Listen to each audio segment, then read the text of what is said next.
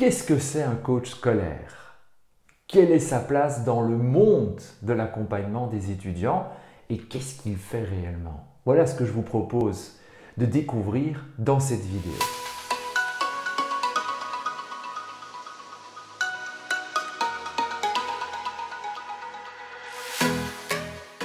Alors, ces questions sont tout à fait légitimes quand on est coach, parce qu'on se retrouve en fait confronté à des réalités qui sont complètement différentes, des personnes qui font des choses différentes, et elles se prénomment toutes coach scolaire. Alors, mettons aujourd'hui un peu d'ordre là-dedans et voyons ce que nous appelons coach scolaire, et je vais mettre un coach scolaire un grand C même. Quelles sont les différentes réalités? Alors, un étudiant qui a des difficultés, qui a des objectifs à atteindre, qui veut améliorer ses résultats, a en premier lieu très souvent la possibilité de suivre des remédiations. Des remédiations principalement dans l'enseignement secondaire. Des remédiations qui sont offertes par l'école, qui sont encadrées par les professeurs et où l'étudiant va pouvoir rattraper son retard. Donc, première sorte d'accompagnement, la remédiation. Deuxième sorte d'accompagnement, le prof particulier. On est un petit peu dans la même logique et dans les mêmes objectifs que la remédiation.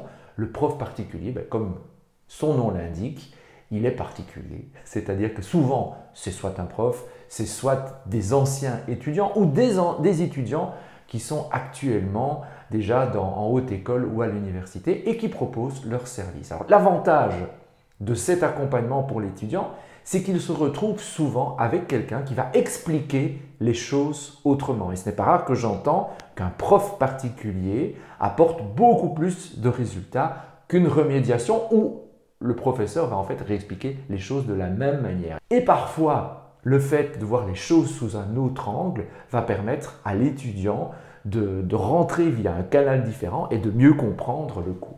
Troisième possibilité qui s'offre à l'étudiant, ce sont les cours de méthodologie. Alors tout ça, il y en a tout plein, il y a des livres, il y a des ateliers qui sont organisés même parfois par les écoles, par les universités, et puis il y a aussi des initiatives privées, des cours de méthodo où on va enseigner à l'étudiant la meilleure manière d'étudier. Alors, je reviendrai là-dessus quand je parlerai du coaching scolaire.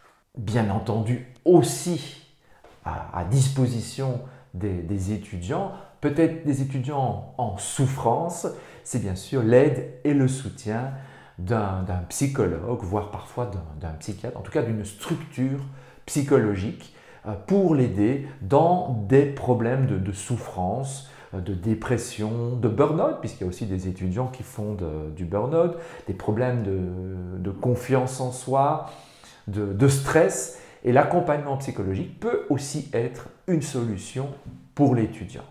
Et puis, puisque je vais en parler longtemps, c'est pour ça que je l'ai mis en dernier, il n'y a bien sûr pas d'ordre de préférence, il y a le coach scolaire qui, pour moi, donc vraiment la spécificité, c'est qu'il accompagne l'étudiant à la recherche de ses propres solutions. Mais je vais revenir dans quelques instants sur ce que fait exactement le coach scolaire. Alors, souvent on me pose la question, mais quel accompagnement choisir? Eh bien, ça va dépendre de l'objectif de l'étudiant. Il n'y a pas un accompagnement qui est meilleur qu'un autre, c'est juste de savoir quel est le problème, quel est son objectif, et si effectivement mon objectif est que je suis en souffrance psychologique, un accompagnement psychologique sera peut-être le mieux, celui qui sera le plus conseillé. Autre exemple, si je suis un étudiant et que j'ai des difficultés en mathématiques, par exemple parce que je n'ai pas assez d'acquis, clairement un prof particulier est peut-être la meilleure solution pour l'étudiant. Ces différentes réalités peuvent même être complémentaires. C'est pas rare que moi j'accompagne des étudiants qui sont en train de suivre des cours de méthodo et qui ont aussi un prof particulier. On met toutes les chances de notre côté, de son côté, les parents en tout cas investissent pour lui donner toutes les chances pour réussir. Alors, qu'est-ce que c'est un coach scolaire avec un grand C? Je répète, je mets un grand C. Le coach scolaire est d'abord un coach. Et ça, pour moi, ça fait la grande différence par rapport à toutes les personnes qui se prénomment coach scolaire. Le coach scolaire avec un grand C est coach confirmé. Il a suivi une formation qui lui donne à la fois des compétences, donc un savoir-faire, et en même temps un savoir-être.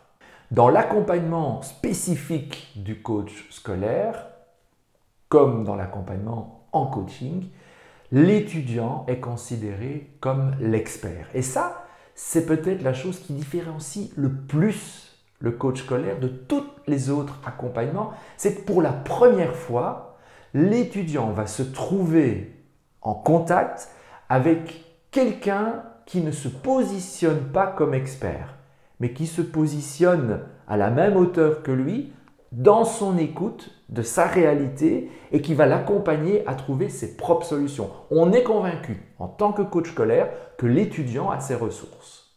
L'étudiant a toutes les ressources en lui pour atteindre ses objectifs. On en est convaincu.